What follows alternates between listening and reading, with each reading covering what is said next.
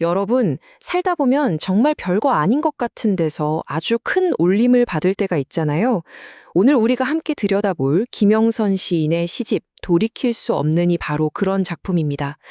우리 삶의 고단함, 또 그 속의 기쁨을 정말 날 것 그대로 노래하는데요. 그 강렬한 세계로 지금부터 함께 들어가 보시죠. 시인이 이 시집을 뭐라고 표현했냐면요. 삶의 극과 극에서 건져 올린 쓸쓸하고 서러운 노래들이라고 했어요. 와, 표지에서부터 그 분위기가 고스란히 느껴지는 것 같지 않나요? 과연 이 안에는 어떤 이야기들이 우리를 기다리고 있을까요? 자, 이 시집이 우리를 어디로 데려가냐면요. 이게 좀 재밌어요. 아주 높은 곳이 아니라 바로 우리 발밑으로요. 시인은 스레빠, 그러니까 슬리퍼처럼 아주 사소하고 어찌 보면 좀 초라한 걸 통해서 세상을 보는 자신만의 독특한 방식을 보여주기 시작합니다. 스레빠 예찬이라는 시의 한 구절인데요.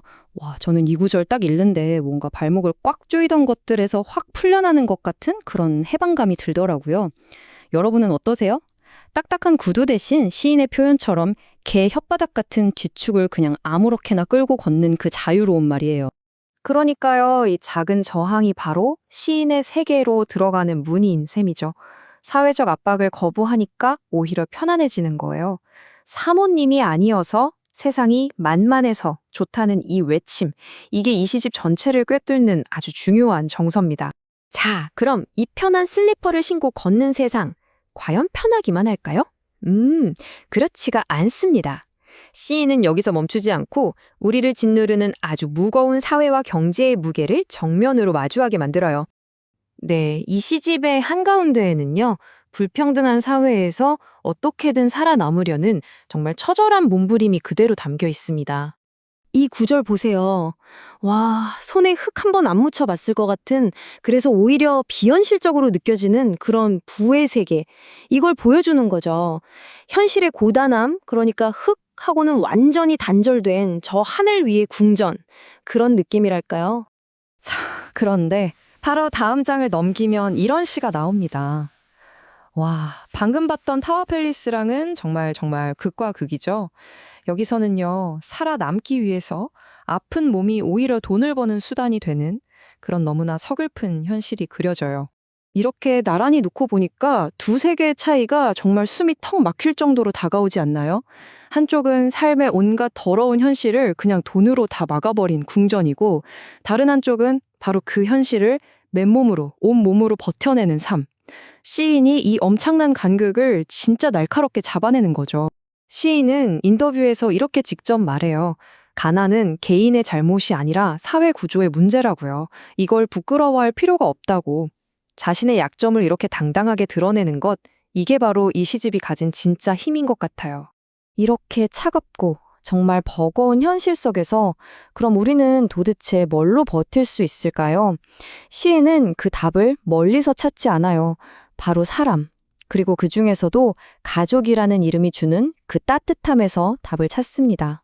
자, 가족의 맛이라는 시를 보면요. 이런 장면이 나와요. 좁은 골목길인데 트럭 한 대가 길을 막고 서 있고, 그래서 막 언성이 높아지는 진짜 어디서나 볼 수 있는 그런 다툼이 벌어집니다. 주인공이 막 코너에 몰려서 어쩔 줄 놀라 하는 바로 그 순간 갑자기 집에서 아들하고 딸이 튀어나오는 거예요.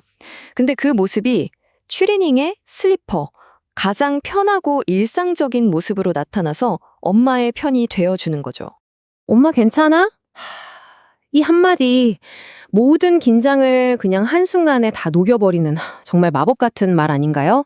누가 맞고 틀렸네 이런 복잡한 말 다 필요 없이 그냥 이 단순한 질문 하나가 모든 걸 정리해버리는 거죠. 이게 바로 시인이 말하는 가족의 본질인 거예요. 맨날 사이좋고 완벽하고 그런 게 아니라 평소엔 서로 무심한 것 같아도 결정적인 순간에는 내 편이 되어주는 것.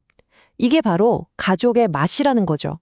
자, 이제 이 시집의 제목이기도 한 돌이킬 수 없는 것에 대한 이야기로 한번 깊이 들어가 볼게요. 이걸 제대로 이해하려면 먼저 시인한테 시가 도대체 어떤 의미인지부터 들어보는 게 좋을 것 같아요. 시인에게 시란 위로다. 아무도 알아주지 않는 나를 내가 가만히 보듬어주고 달래주고 공감해주고 동감해주는 최고의 위로. 와, 그러니까 결국 자기 자신을 위한 궁극의 위로였던 거죠. 세상이 날 몰라줘도 나 스스로는 나를 알아봐주고 다독여주는 것. 바로 이 스스로를 알아주는 태도가 마지막 주제랑 아주 깊게 연결됩니다.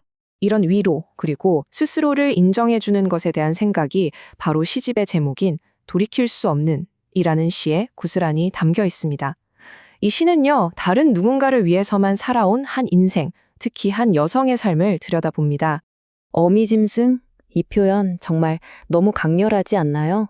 자신의 모든 걸 다 내어주고 오직 자식의 삶으로만 인생을 채워서 다시는 자기 자신으로 돌아갈 수 없게 된 삶. 이걸 이보다 더 아프게 표현할 수 있을까 싶어요. 이게 그냥 시 속의 상상이 아니고요. 시인은 실제로 경로당 같은 데서 자식 자랑 말고는 할 이야기가 없어진 할머니들을 보면서 너무 안타까웠대요. 그러니까 시 속의 이야기가 바로 우리 주변의 현실이었던 거죠. 그래서 시인은 이렇게 다짐합니다.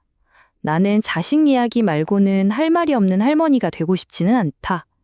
이건 그냥 한 사람의 다짐을 넘어서 우리 모두에게 자기 자신의 고유한 이야기를 잃어버리지 말라고 외치는 것 같아요.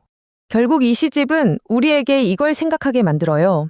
사회적 압박 속에서 깡으로 버티고 또 가족의 온기로 위로받으면서 살아온 우리의 삶.